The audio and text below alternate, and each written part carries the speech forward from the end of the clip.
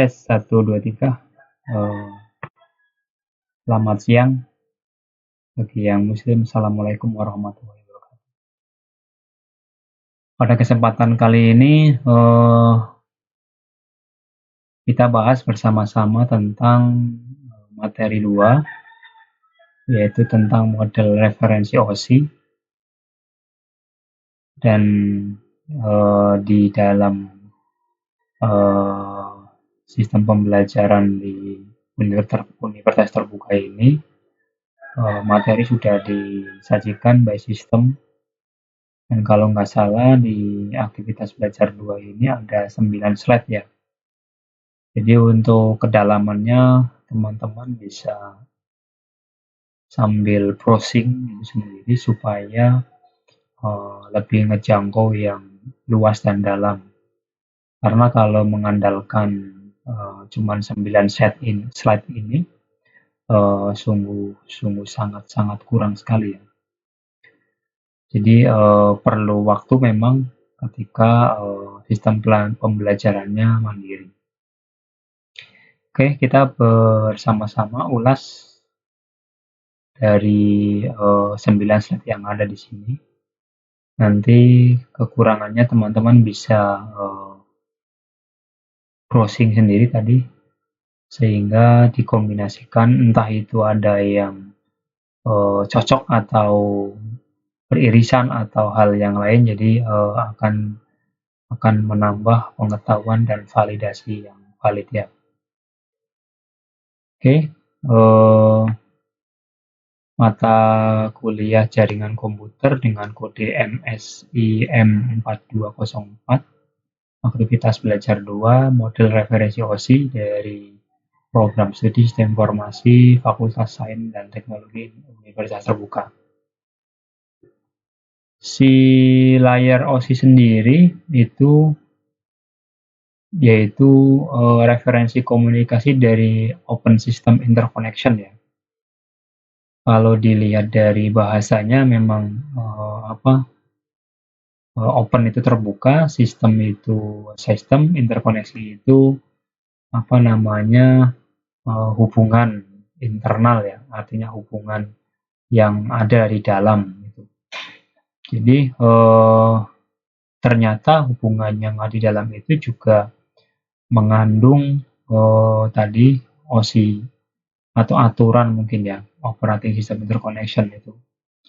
Di sini model OSI digunakan sebagai titik referensi untuk membahas spesifikasi protokol. Nah, ternyata di dalam hubungan mereka itu ada protokol. Mungkin bahasa gampangnya kita sendiri kalau ada berhubungan dengan suatu tempat atau sama teman atau kita bekerja di suatu lingkungan tertentu, di sana ada protokol. Artinya ada aturan main lah ya, bahwa tidak sembarangan berbicara atau tidak sembarangan memperlakukan orang lain seperti di sembarangan gitu, atau memperlakukan orang lain semau gue gitu. Artinya di sana itu tidak bisa karena ada protokol, ada SOP lah bahasanya gitu. Apalagi di suatu lingkungan yang resmi gitu, itu sungguh sangat memerlukan perlakuan yang formal gitu, sehingga sama-sama bisa saling enak gitu ya. Dan di sini yang dikatakannya adalah protokol. Model OSI terdiri dari 7 lapisan, di mana bagian atas dari layarnya, layar 7, 6, 5, dari 7 layar itu dari paling bawah itu 1, 2, ke atas sampai ke 7 gitu ya. Dan layar ke 7, 6, dan 5 ini difokuskan untuk membentuk pelayanan dari suatu aplikasi. Mungkin kalau disimulasikan ya, ini kata-kata 7, 6, 5 difokuskan untuk bentuk pelayanan dari suatu aplikasi ya. Kita cek di apa namanya si slide yang lain di sini terlihat bahwa paling bawah kan physical layer nih ya, atasnya data link layer, kemudian atasnya lagi ada network layer, kemudian atasnya lagi transport layer, atasnya lagi ada session layer, atasnya lagi presentation layer, paling atas ada application layer. Tadi kata-katanya adalah 7, 6, dan 5. Berarti dari atas itu 7, bawahnya 6, bawahnya lagi 5. Dan dari 765 ini dia dipakai untuk yang sebelah kanan ini application layer gitu ya. Dan di sini terlihat bahwa yang paling belakang untuk bentuk ya pelayanan dari suatu aplikasi. Nah, di sini kelihatan bahwa yang 7, 6, dan 5 itu adalah application layer. Berarti cocok ya dengan slide ke-8 ya, di slide kedua ini. Mungkin teman-teman bisa mencari juga di internet application layer gitu ya, di 7 lapisan OSI itu layer keberapa saja untuk memvalidasinya. Ternyata kalau kita lihat application layer itu dari session layer, presentation layer, dan application layer, jadi 7, 6, dan 5. Kita kembali lagi di sini. Sedangkan untuk layer bagian bawahnya dari 4, 3, 2, dan 1 ini berorientasi tentang aliran data dari ujung satu ke ujung yang lainnya. Nah, di sini antara physical layer sampai ke transport layer, aliran data dari ujung satu ke ujung lainnya gitu. Sepertinya penjelasannya adalah kalau kita perhatikan ya, di sini layer 1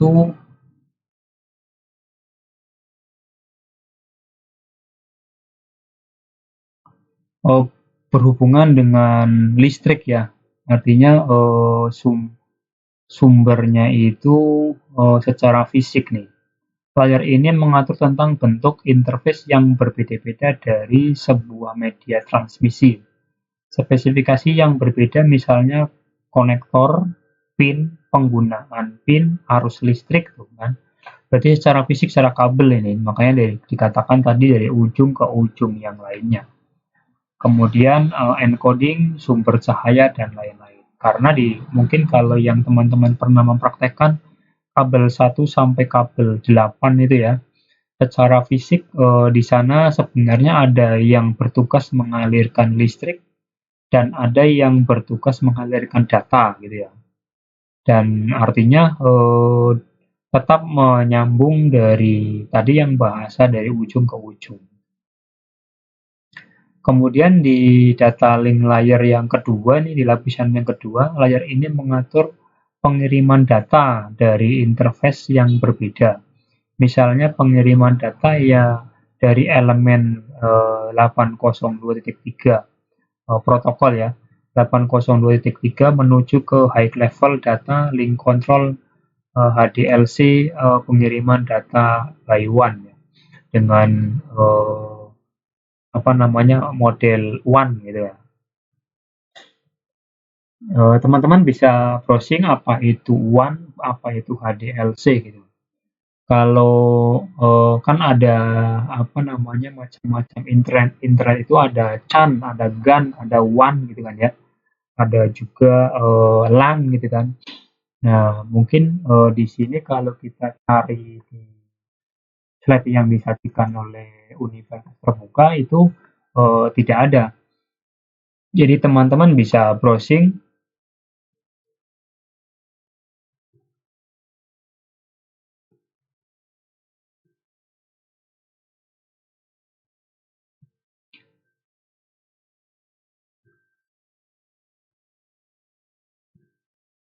dari network ya. Mungkin Tadi kata-katanya adalah WAN, berarti kepanjangannya dulu WAN itu apa? Yaitu Wide Area Network, dan di sini artinya adalah jaringan komputer yang menghubungkan area geografis yang luas gitu. Dari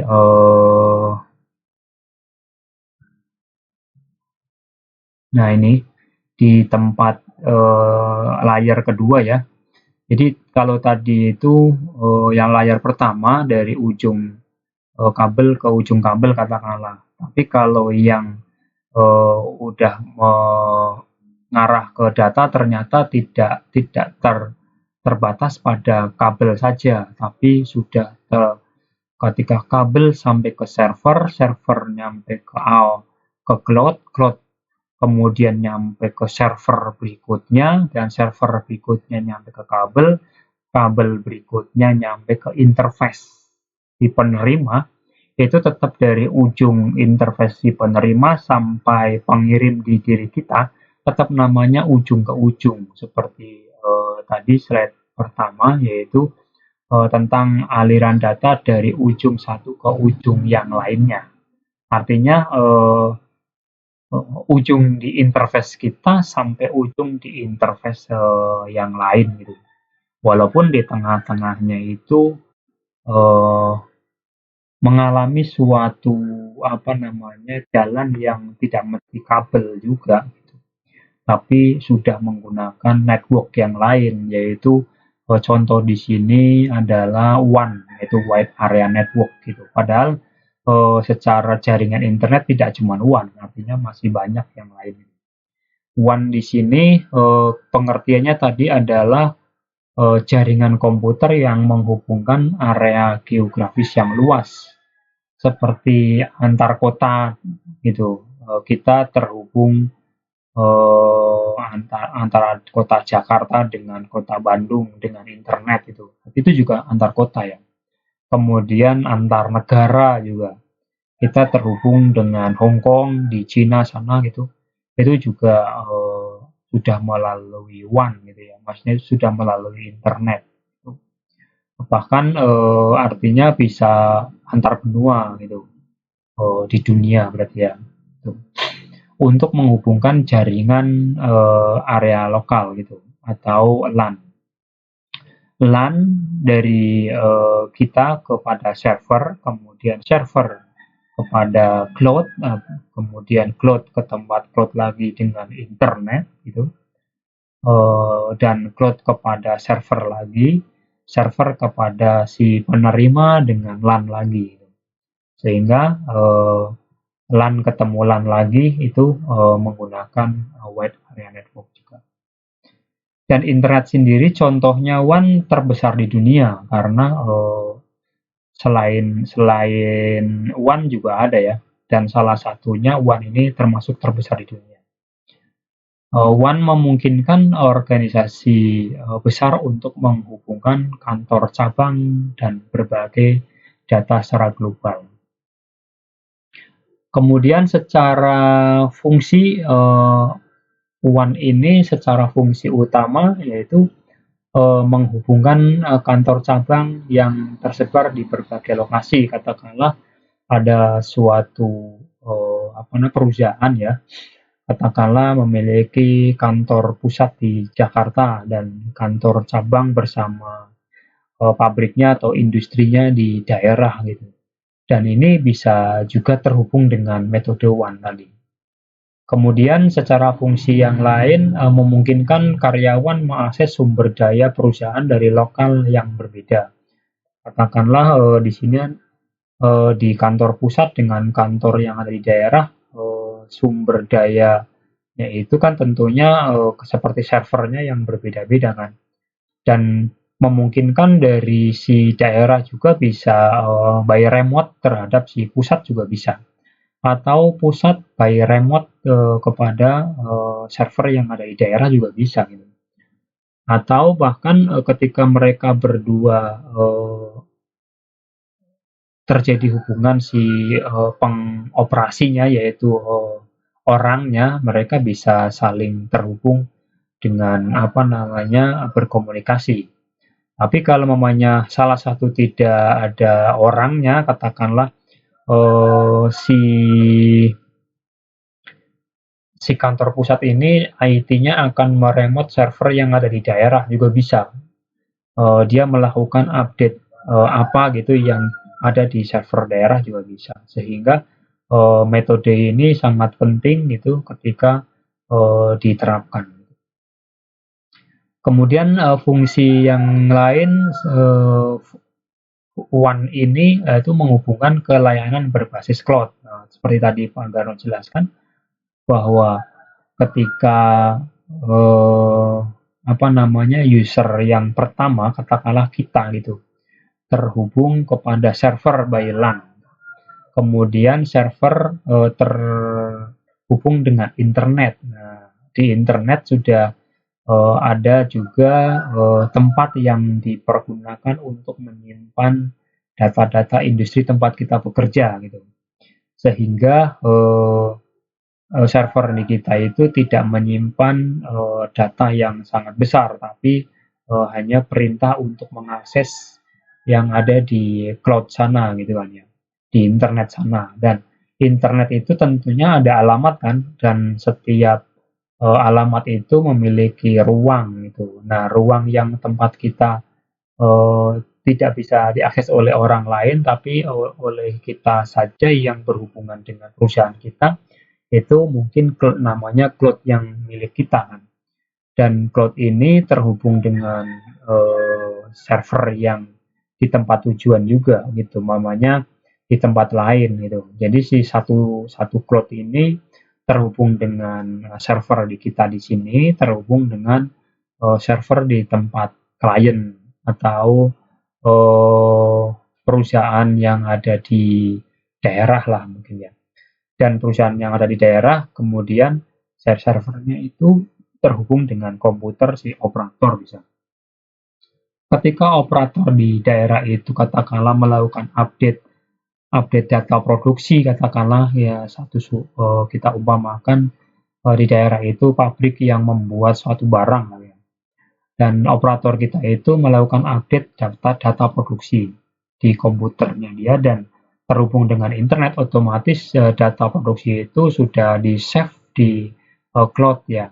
Dan cloud yang ada di internet itu bisa kita lihat dari sini sebagai kantor pusat bahwa data produksi per satuan tanggal sudah berubah sesuai update gitu.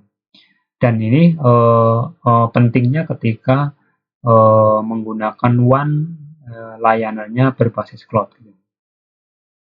Kemudian fungsi One yang berikutnya yaitu memfasilitasi pertukaran data secara real time dan efisiensi operasional. Iya betul. Dan ketika tadi si operator yang ada di daerah melakukan update data produksi mungkin nambah atau kurang atau seperti apa gitu. Dan di sini kita bisa melihatnya di kantor pusat bahwa data tersebut sudah berubah gitu kan ya, sesuai dengan kenyataan dari produksi di kantor daerah gitu. Dan secara efisiensi operasional juga sangat sangat membantu ya, bahwa ketika update saja kita tidak perlu berkunjung ke sana dari daerah dari pusat berkunjung ke daerah. Dan yang mana ketika kantor pusat berkunjung ke daerah itu memerlukan waktu, memerlukan biaya, memerlukan resource untuk membawanya dan lain sebagainya. Tapi kalau di sini sudah menggunakan One, tinggal mengakses by internet sudah bisa diakses seketika gitu. Dan tidak tidak memerlukan waktu yang lama.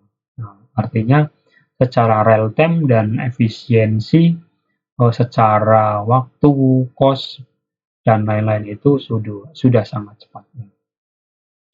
Kemudian berikutnya lagi yaitu perbedaan utama dengan LAN itu, kalau kita kan tadi ketika antara komputer satu dengan komputer yang lain sampai ke server itu cuman bisa LAN lah katakanlah ya. Jadi perbedaannya sudah sangat jelas gitu. ketika cakupan WAN sendiri mencakup area geografis tadi. Kalau LAN kan nggak bisa geografis ya. Tentunya di sini WAN sangat luas gitu. Sedangkan LAN itu terbatas, skupnya kecil, mungkin satu gedung atau satu kantor saja. Atau mungkin kalau teman-teman kerja di kampus ya berarti antara gedung satu ke gedung yang lain aja gitu. Lingkupnya itu satu kampus aja gitu. Tapi kalau udah kampusnya itu sudah berpisah antara kampus yang satu dengan kampus dua, katakanlah Universitas Indonesia yang ada di Depok dengan Universitas Indonesia buka lagi cabang di Palangkaraya, nggak bisa dengan LAN tentunya, pasti menggunakannya WAN ya. Karena masa dari Jakarta nyampe ke Palangkaraya narik kabel gitu kan, tidak mungkin juga kan seperti itu. Kemudian teknologi WAN menggunakan teknologi yang lebih kompleks seperti mungkin yang sekarang lagi tren dengan serat optik kali ya. Kemudian itu juga menggunakan vendor yang lain, katakanlah di sini yang sering ada itu di kita Telkom ya, karena dia jaringan untuk negara itu dia sudah mengcover. Tapi ketika WAN ini tadi secara global udah menyangkut lain negara, ya nggak mungkin juga sih kabel serat optiknya itu sampai ke negara lain. Pasti ini urusannya bukan lagi serat optik tapi menggunakan cloud ya. Kemudian ada juga teknologi WAN menggunakan satelit. Ya. Satelit tentunya satelit internet ya, bukan satelit ruang angkasa yang meneliti dirgantara, bukan. Tapi satelit yang internet ya, uh, yang kerjanya adalah digunakan untuk menghubungkan antara internet yang satu kepada internet yang lain. Gitu. Kemudian dari sisi biaya, biaya instalasi dan pemeliharaan WAN cenderung lebih tinggi karena infrastruktur yang lebih kompleks. Gitu. Kalau LAN itu skupnya kecil, kalau WAN skupnya besar. Tentunya ketika skup besar, sebenarnya ada biaya yang lain seperti mungkin di cloud itu juga ada kalau kita udah urusan bisnis tentunya tidak mudah ketika kita meletakkan data kita di cloud sana gitu. Memang ada yang gratis gitu, tapi kapasitasnya itu tidak apa namanya unlimited mungkin ya. Tapi dibatasin oleh berapa besar yang diberikan oleh cloud itu secara free. Mungkin biasanya kalau kita ya sepertinya 15 giga. Sementara kalau mamanya kita suatu badan usaha itu 15 giga itu sungguh sangat-sangat kurang gitu ya. Dan kebanyakan sudah ratusan tera gitu ya. Sehingga di sini perlu pembiayaan ketika kita meletakkan data kita ada di cloud server sana dengan akses mungkin beberapa biaya yang dipergunakan per per bulan atau per tahun. Kemudian berikutnya lagi yaitu kita masuk ke layar ketiga. Di sini mendefinisikan pengiriman data dari ujung ke ujung masih ya seperti di layar pertama. Untuk melakukan pengiriman pada layar ini juga melakukan pengalamatan, mendefinisikan pengiriman jalur atau routing. Nah, di tempat apa namanya layar ketiga ini ada pengalamatannya, namanya IP address. Mungkin teman-teman bisa apa namanya browsing itu kalau pas kita apa namanya ketemu dengan IP gitu ya dalam istilah jaringan komputer.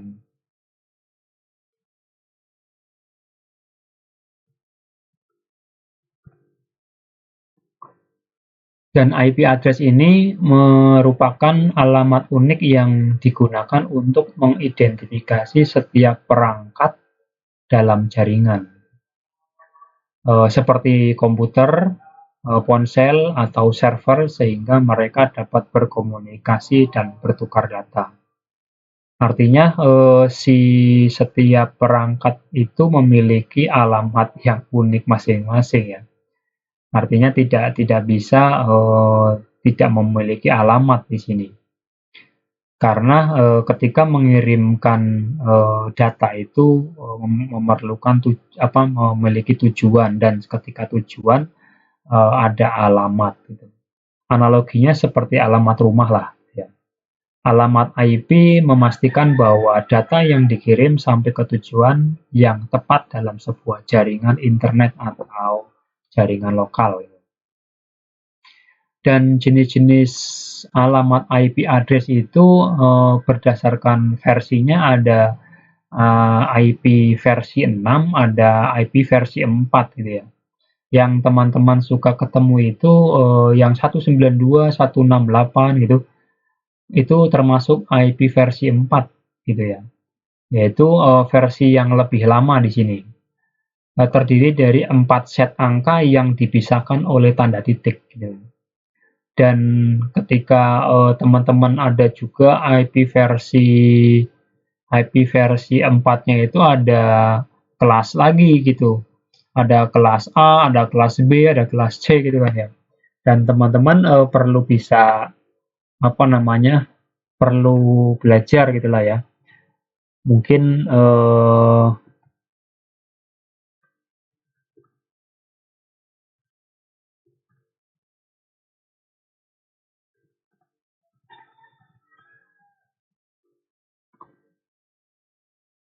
IP kelas A, B, C gitu ya. Dan mungkin ada yang nyampe E kalau tidak salah ya.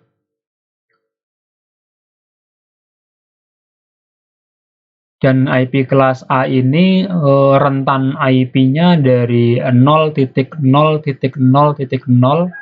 sampai ke 127.255.255.255 gitu.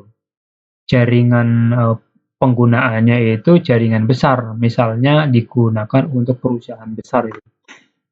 Kalau umpamanya antara dua perusahaan saja, ya dari skala IP-nya nggak perlu besar gitu. Maksudnya besar di sini adalah jika koneksinya sangat banyak gitu ya. Kemudian yang kelas B itu rentan IP-nya antara 128.0.0.0 sampai 191.255.255.255 gitu. Dan di sini kategori penggunaannya untuk jaringan menengah. Misalnya untuk kampus atau perusahaan besar juga. Nah, tadi skalanya itu artinya penggunaan banyaknya ya, ketika sudah ke arah menengah lah gitu. Bukan berarti kalau satu perusahaan di satu tempat besar sekali komputernya 500 gitu, ya tetap aja namanya skalanya kecil ya. Dari cuman 500 komputer berarti 255 kali 2 gitu. Kemudian yang IP kelas C ini yang sering kita pakai ya di komputer kita, kalau teman-teman juga tadi melakukan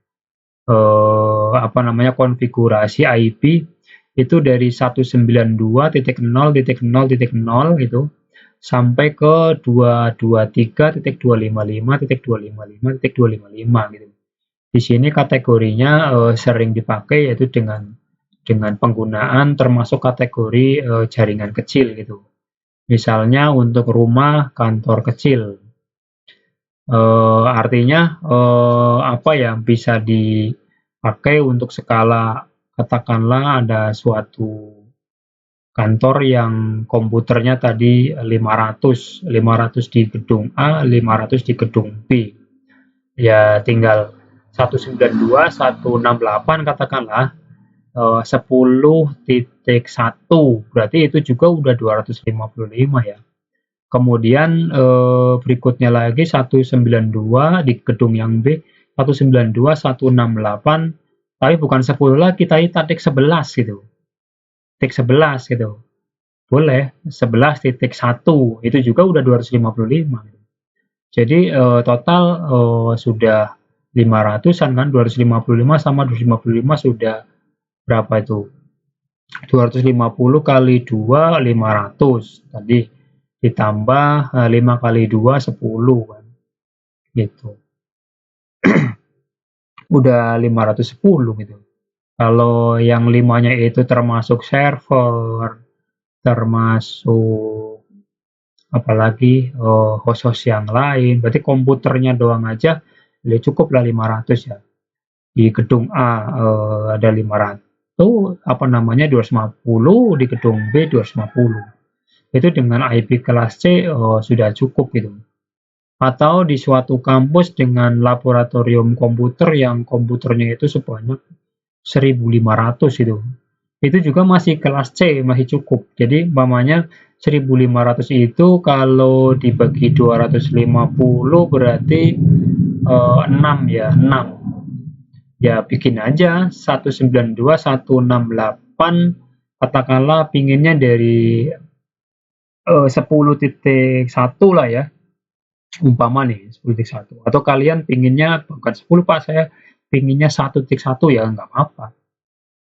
Katakanlah 192, 168, 1.1, berarti itu sebanyak 250. Kemudian 192, 168, 2.1, berarti 250, udah 500 tuh. 192, 168, 3.1, tuh kan, sudah 750 tuh. Kemudian 192, 168, 4.1 sudah 1000 tuh kan. 192, 168, 5.1 sudah 1250. 192, 168, 6.1 tuh sudah 1500 kan. Jadi masih kelas C masih bisa gitu. Jadi itu dari 1500 komputer aja kelas C masih bisa. Tapi kalau mamanya sudah mengarah dari sudah menghabiskan tadi 250 pertama, 250 kedua, 250 ketiga, ada di kelas C-nya sendiri, itu baru kita naik ke kelas B juga gitu. Cuman perlu diingat ya, ketika teman-teman lari ke semakin kapasitas penggunaannya semakin besar, berarti di situ delay-nya akan semakin besar. Artinya karena jaringannya semakin besar, berarti di sana akan berbanding lurus dengan kecepatan ya.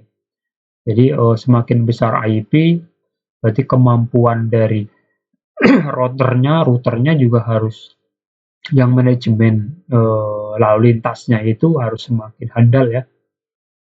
Kalau teman-teman katakanlah routernya, mohon maaf nih, routernya cuman pakai yang biasa-biasa saja, kemudian kelas IP-nya teman-teman sudah mengarah ke arah 10.000 atau apa gitu, wah itu bisa-bisa dia panas dan hang atau berhenti gitu ya.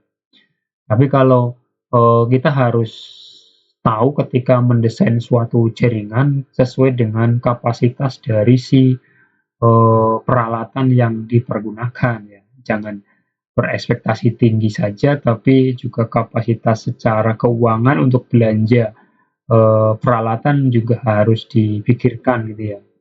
Karena tidak support juga kalau hanya settingannya hebat gitu, bagus, tapi peralatannya itu yang tidak handal, jadinya akan terjadi pasti problem terus-menerus. Jadi yang bagus adalah yang tepat, artinya yang pas gitulah ya. Tidak terlalu besar, sesuai dengan keperluannya saja. Kemudian di layar ketiga di sana ada yang disebut dengan IPX ya.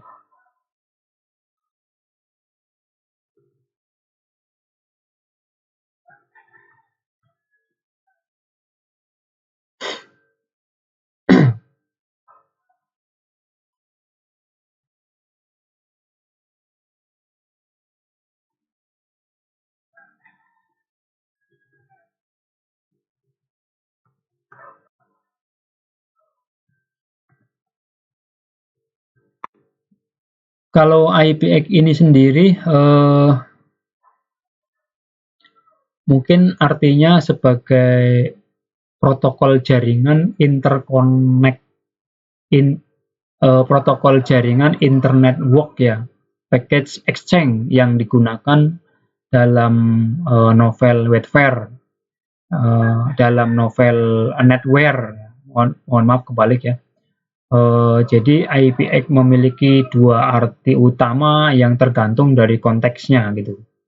Kalau yang arti pertama ini internet work package exchange gitu, yaitu protokol lapisan jaringan yang menjadi bagian dari rangkaian protokol IPX atau SPX yang populer di tahun 80 hingga 90-an. Kemudian secara fungsi digunakan untuk transmisi data pada jaringan novel netware gitu ya, tadi. Dan di sini memiliki keterbatasan tidak bisa berskala baik untuk jaringan besar seperti internet modern sehingga digantikan menjadi TCP/IP yang sekarang. Dan internet work package exchange ini sebagian besar sudah usang di saat ini dan hanya ditemukan pada sistem yang lama. Jadi sekarang sudah tidak dipakai lagi. Kemudian peringkat dari IPX ini IP ratingnya yaitu bagian dari sistem kode ingress protection yang menunjukkan seberapa baik suatu perangkat terlindung dari masuknya air. Itu untuk IPX yang kedua. Dan di sini contohnya ada IPX 4 yaitu tahan cipratan air dari segala arah. Kemudian IPX 5 tahan semprotan air bertekanan rendah. IPX 7 tahan terendam air dalam 1 meter selama 30 menit. Dan IPX ini menunjukkan tingkat perlindungan terhadap air, semakin tinggi angkanya semakin tinggi pula ketahanannya. Dari si lapisan OSI sendiri di sini ada yang mengatakan tentang tadi internet work packet exchange, ada juga yang mengatakan ketahanan terhadap air. Kemudian yang dari sisi internet,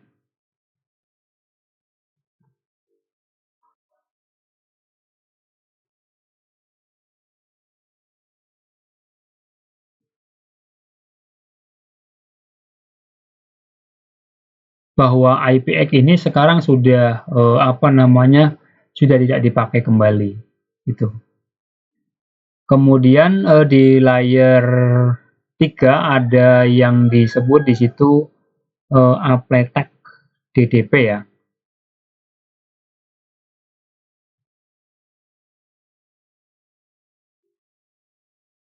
Yaitu Appletech.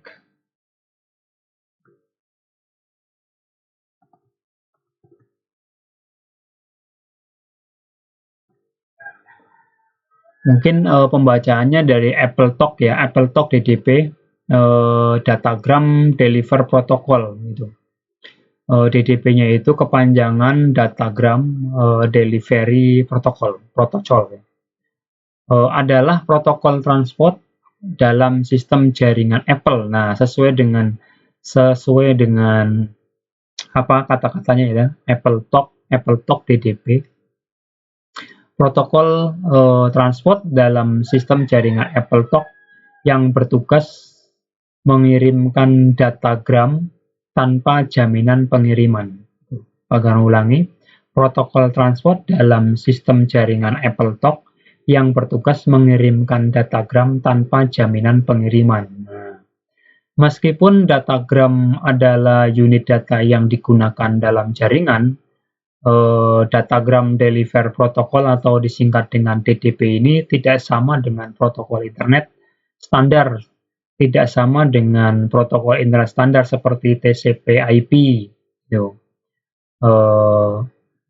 si Datagram Delivery Protocol ini atau disingkat dengan DDP ini beroperasi pada lapisan jaringan model OSI, yaitu ada di network layer 3 ya.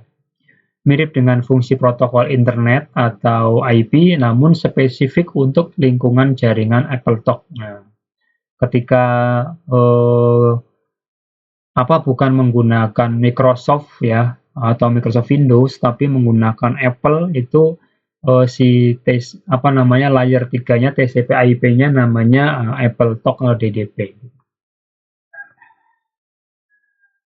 AppleTalk ini sebuah sistem jaringan lokal atau LAN gitu yang dikembangkan oleh Apple. Itu ada nama tersendiri berarti ya. Kemudian Datagram Delivery Protocol ini di dalam AppleTalk yang menyediakan layanan pengiriman paket datagram, yaitu layanan pengiriman paket data, namanya datagram ya, ke perangkat tujuan, tetapi tanpa memastikan data tersebut sampai dengan selamat atau berurutan. Di sana tidak dipastikan pengirimannya. Fungsi Datagram Delivery Protocol ini memberikan alamat unik untuk setiap node ya, memberikan alamat unik untuk setiap node di jaringan AppleTalk gitu ya. Kemudian serupa dengan cara kerja sistem penamaan domain atau DNS gitu, domain name system gitu, DNS pada TCP/IP gitu. Si fungsi DDP ini secara kinerjanya itu mirip atau serupa gitu. Di sini kata-katanya adalah serupa, yaitu serupa dengan DNS, domain name system. Ya, mungkin perlu browsing juga apa itu DNS, teman-teman. Kemudian hubungan dengan IP, AppleTalk dan TCP/IP dapat berjalan bersamaan di komputer yang sama. Berarti kalau Anda komputernya Apple, dua-duanya bisa jalan ya. AppleTalk memiliki tumpukan jaringannya sendiri. AppleTalk memiliki stack jaringannya sendiri dan dapat menggunakan jaringan fisik yang sama dengan IP, yaitu menggunakan Ethernet ya, atau memiliki lapisan jaringan khusus seperti LocalTalk yang memerlukan gateway untuk koneksi IP. Dan di sini intinya bahwa AppleTalk sendiri bisa juga yang memiliki jaringan LocalTalk atau LAN-nya itu namanya LocalTalk itu, dan LAN-nya ini si TCP/IP-nya memerlukan gateway atau sumber dari pengalamatan jaringan ya. Dan di sini sama-sama menggunakan Ethernet untuk jalur masuk dan jalur keluar. Kemudian setelah network layer yang ketiga masuk ke tadi, yaitu transport layer di lapisan keempat yang masih sama-sama satu rumpun, yaitu dari ujung ke ujung ya. Yaitu pada layer 4 ini bisa dipilih apakah menggunakan protokol yang mendukung error recovery atau tidak. Tuh, berarti pemilihan ya. Kemudian melakukan multiplexing terhadap data yang datang. Mengurutkan data yang datang apabila datangnya tidak berurutan.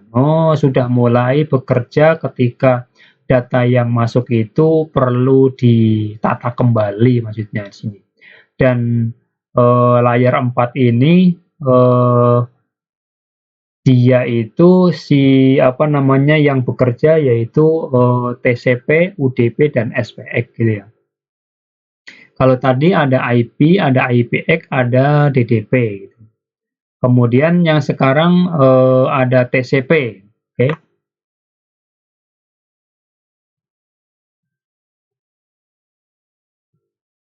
Dan TCP sendiri ini kepanjangannya adalah Transmission Control Protocol ya. Teman-teman perlu browsing gitu, apa itu TCP/IP gitu. TCP sendiri sebagai kontak di dalam internet itu kepanjangannya adalah Transmission Control Protocol. Sebuah protokol standar yang memastikan pengiriman data yang handal antar perangkat dalam jaringan.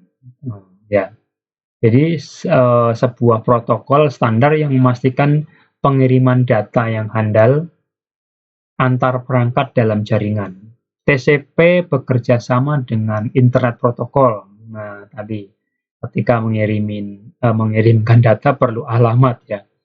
Untuk memecah data menjadi paket-paket mengirimkannya, dan di TCP ini ketika datanya besar gitu ternyata dipecah-pecah gitu, dan ketika pecah-pecah perlu pengalamatan untuk merangkainya gitu.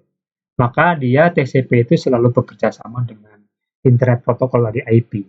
Makanya sebutannya sering teman-teman itu mendengar orang menyebutnya TCP IP jadi satu gitu. Padahal TCP garis miring IP.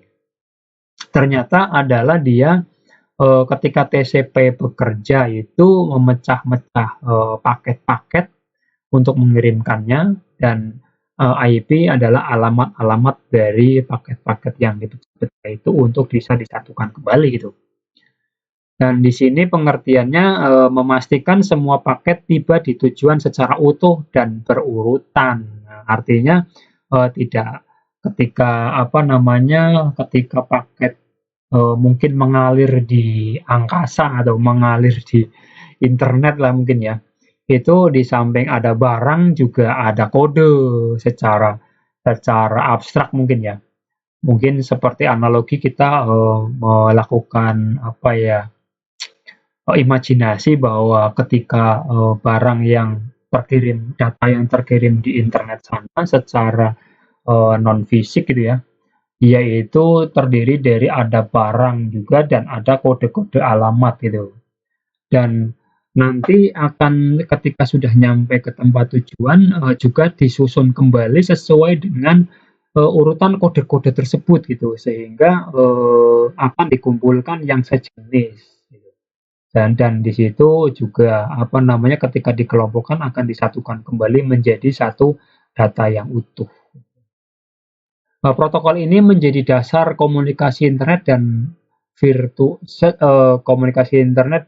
vital untuk layanan seperti browsing web, email, dan transfer data.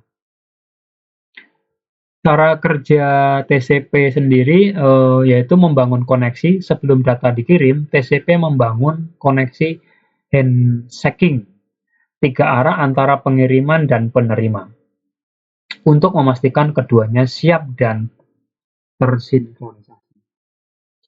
Kemudian memecah data setelah membangun koneksi, kemudian memecah data. Data yang dikirim dipecah menjadi segmen-segmen kecil paket, dan setiap segmen diberi nomor urut diberi kode. Setelah dipecah-pecah, pengiriman dan pengakuan, yaitu setiap paket dikirim melalui jaringan IP jaringan IP, dan penerima akan mengirimkan pengakuan acknowledgement saat menerima paket ya.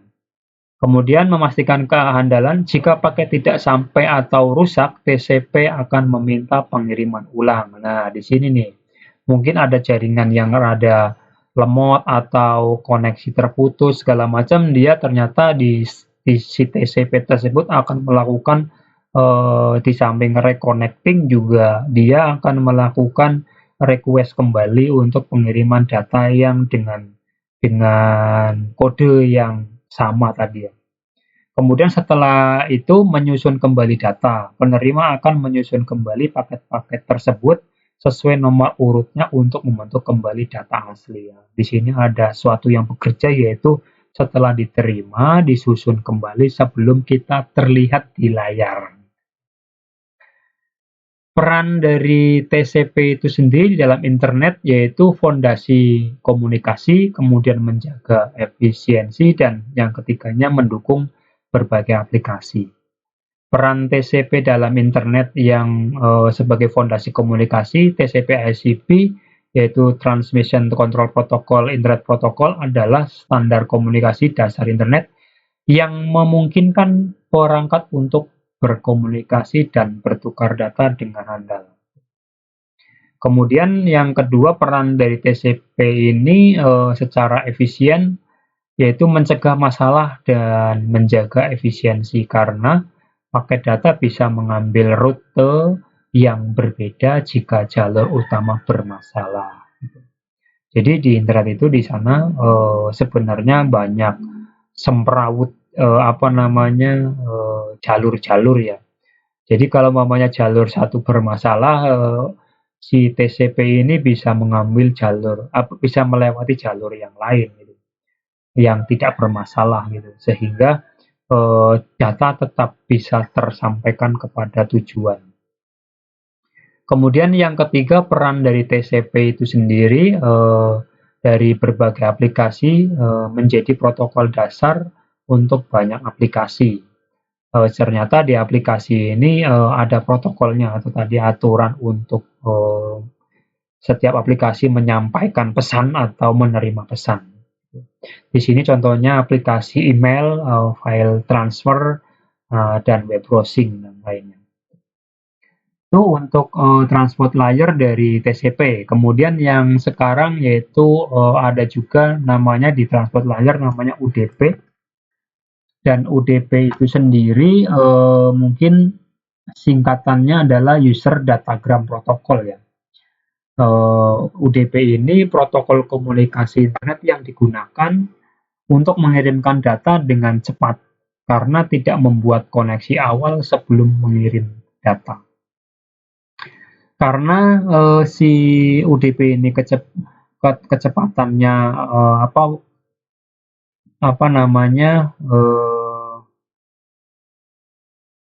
terhitung perluannya itu sangat cepat gitu ya. UDP lebih cocok untuk aplikasi yang sensitif gitu, karena berhubungan dengan waktu yang dibutuhkannya cepat. Contohnya seperti waktu yang perlu digunakan pada aplikasi yang memerlukan real time, katakanlah streaming video. Nah, UDP ini diperlukan karena perlu cepat secara kontinu ya, sehingga dia itu nggak seperti pengiriman data itu kan parsial ya, artinya dikirim sekarang, diterima nanti juga bisa. Tapi kalau mamanya streaming video itu seperti contohnya sekarang udah pakai live itu, di sini perlu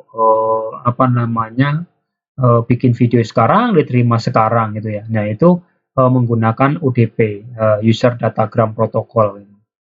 Kemudian juga gaming online nih. Ketika teman-teman yang main game katakanlah PB Point Blank itu sama-sama main bersama atau mabar gitu ya. Di sana berarti antara pemain yang satu dengan pemain yang lain memerlukan koneksi yang cepat gitu, karena di antara pemain yang satu dengan pemain lain melakukan mengoperator si gamenya itu masing-masing ya, si perannya, sehingga di sana saling serang atau seperti apa antara pemain satu dengan pemain yang lain. Dan di sini sangat real time sekali ya, bahwa perlunya sekarang, terlihat baca sekarang, perubahannya sekarang, poinnya sekarang, pergeraknya juga sekarang gitu ya. Dan di sini sudah bukan menggunakan tadi secara parsial, tapi sudah menggunakan cepat yang betul-betul saat ini diperlukan, yaitu User Datagram Protocol. Kemudian juga VoIP di sini, ketika katakanlah teman-teman menggunakan Google Meet pembelajaran dengan para siswa gitu, yang saat ini online, saat ini teman-teman siswa mendengar gitu. Dan di sini tentunya tidak parsial, tapi menggunakan User Datagram Protocol yang perlu didengar sekarang, diketahui sekarang, dan lain sebagainya.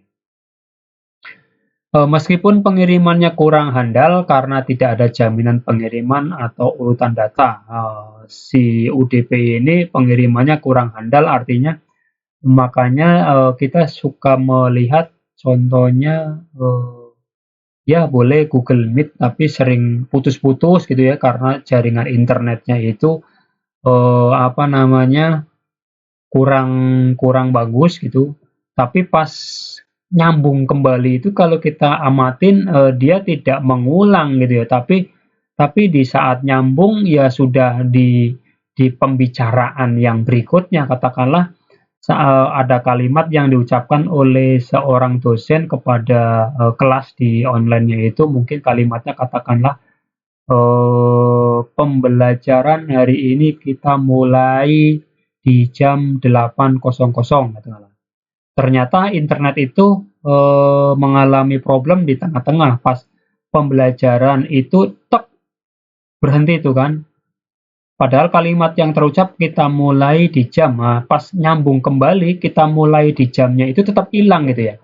Tahu-tahu nyambungnya di jam 8.00 gitu. Nah, itu artinya tidak mengalami jaminan untuk melakukan pengiriman kembali seperti tadi ketika mengirimkan data gitu ya. Ketika mengirimkan data dengan metode protokol yang lain itu kan seperti merequest kembali dari data yang rusak itu sehingga dikirimkan data kembali kemudian disusun kembali sehingga menjadi data yang utuh gitu.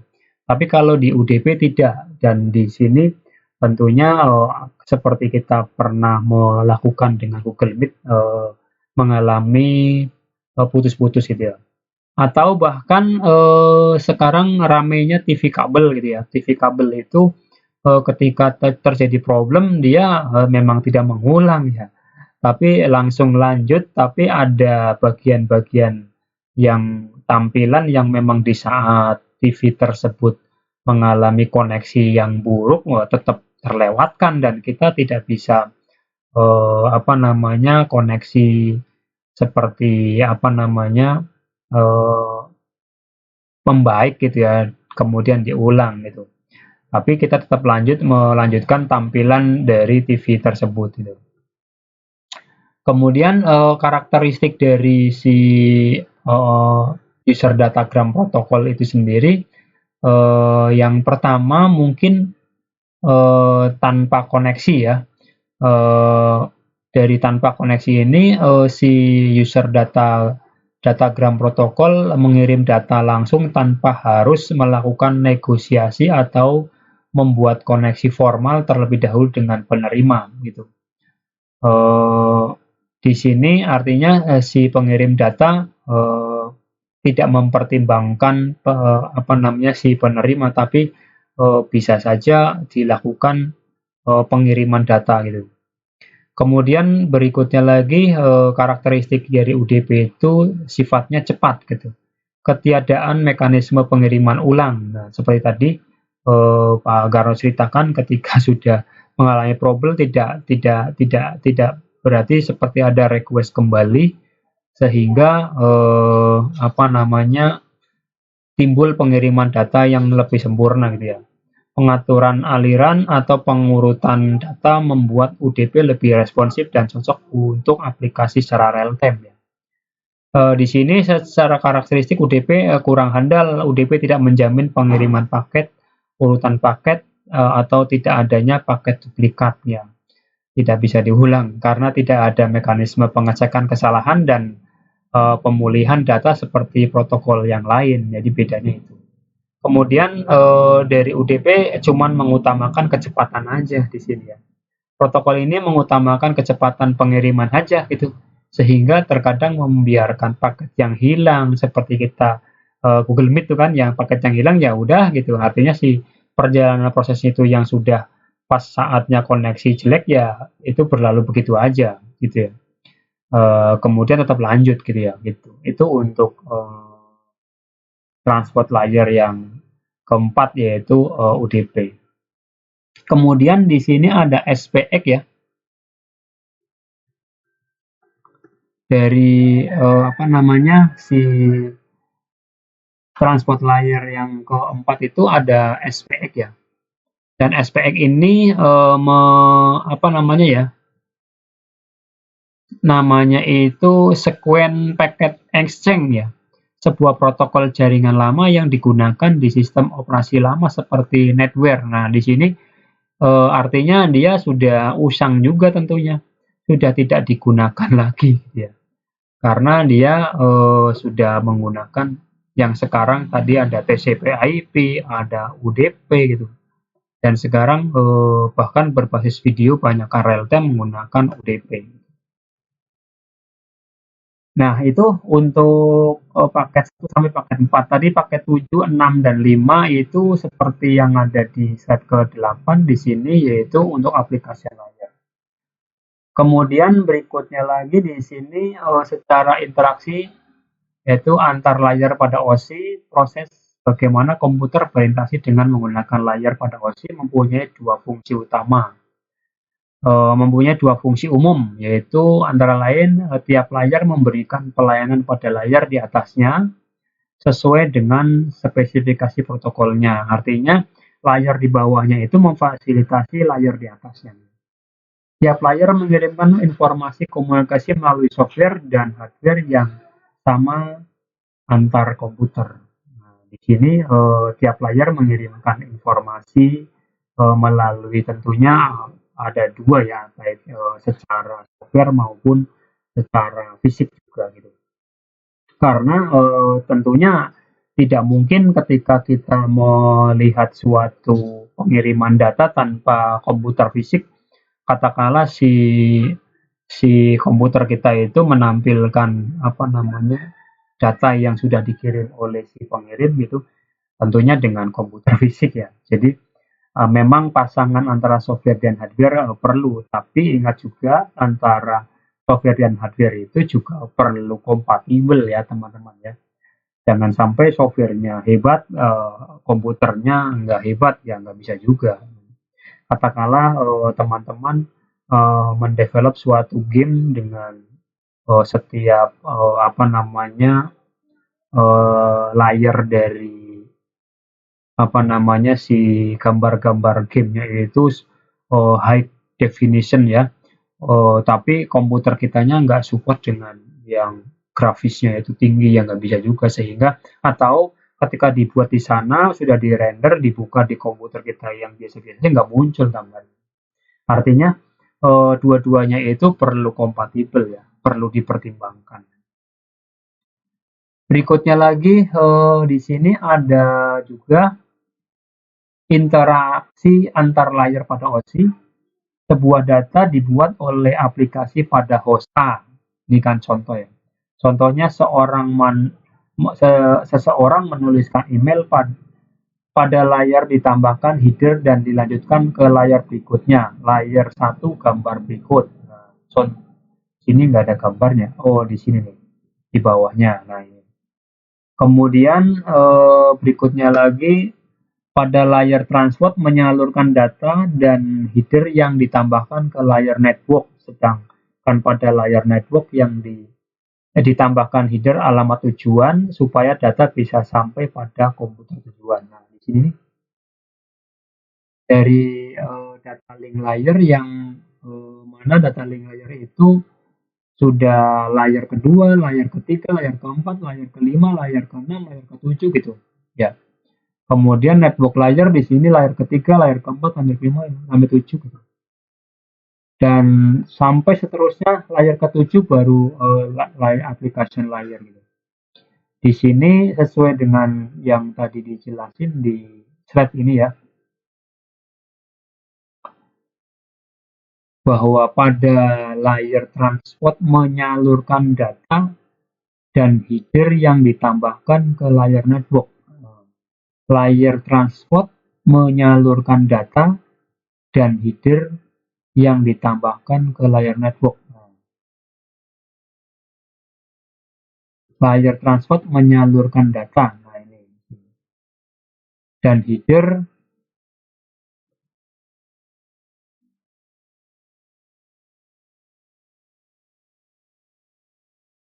yang ditambahkannya ke layar network. Masuk ke nah ini data di transport dan layer header di network. Yang ke berapa nih? 1, 2, 3 sama 4 ya. Tuh. Kan tadi layer 3 itu di sini adalah network layer ya. Dan di sini layer 4 itu di sini adalah transport layer. Berarti keterangan yang di sini transport menyalurkan data dan header yang ditambahkannya ke layer network. Jadi transport menyalurkan data dan header menambahkan ke layer network. Kan yang ini H itu headernya, yang H itu header. Mungkin maksudnya adalah ketika ini layer kedua ini ya, L2H, kemudian di sini network itu tadinya itu yang ini L1H di sini nih. L1H, L2, L3, L4, L5, L6, L7, oke. Pas naik ke data link layer, L2-nya H-nya nempel di L2H gitu. Ketika posisi network ke ngomong layer ketiga yang di sini. Nah, di sini. Layer transport menyalurkan data. Layer transport menyalurkan data dan header ditambahkan ke network. Layer transport menyalurkan data di sini. Layer transport menyalurkan data dan header ke network kan. Nah, berarti pembicaraannya adalah ketika sudah masuk ke transport layer, ngomong data disalurkan ke transport, si H yang di sini itu sudah naik ke network ini. Berarti jadinya bukan L2H lagi, tapi L3H gitu di sini. Gambarnya berubah. Itu. Ketika L3H ngomongnya transport ke sini. Ketika data masuk ke session nanti di L3H berubah jadi L4H. Itu si headernya. Di sini. Itu untuk yang ini ya. Kalau kita perhatikan yang ini. Oke. Sedangkan pada layer network ditambahkan header, alamat tujuannya supaya data bisa sampai pada komputer tujuan. Setelah aplikasi membuat data, software dan hardware pada komputer menambahkan header dan trailernya. Pada layar fisik dapat menggunakan medianya untuk mengirimkan sinyal untuk transmisi. Langkah 2 gambar berikut. Sama nih ya. Di langkah kedua, mana nih? Gambarnya dari sana kurang jelas ya. Langkah 1 apa yang ini? Ini langkah 4 gitu. Langkah 1, langkah 2, langkah 3, langkah.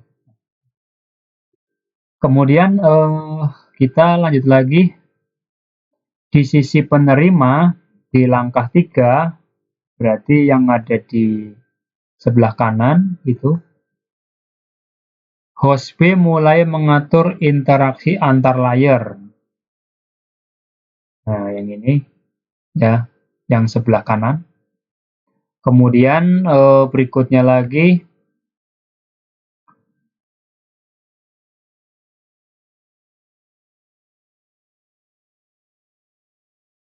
host B mulai mengatur interaksi antar layer pada host B.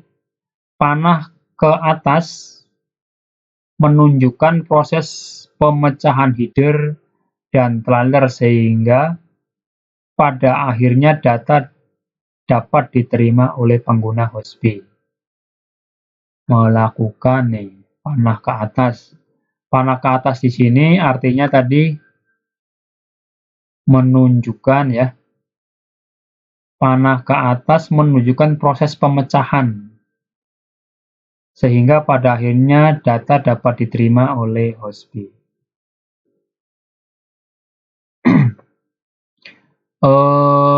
Mungkin prosesnya begini, sesuai dengan tanda panah ya. Di sini angka 1 tanda panahnya ke bawah, artinya dari komputer kita, katakanlah si pengirim.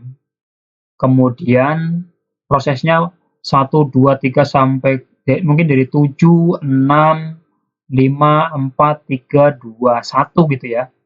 Dan di sini dari aplikasi mengarah ke fisik gitu. Oke, kan tadi physical layer kan ya. Dari aplikasi kita mengarah ke fisik, dan fisik mungkin terhubung dengan server terhubung internet, jalan tuh di tempat apa namanya, panah kedua ini. Dan di sini berjalan, kalau memang antar gedung berarti kabel gitu, kalau memang antar daerah berarti internet gitu, kemudian setelah itu keterima secara fisik lagi di tempat tujuan gitu.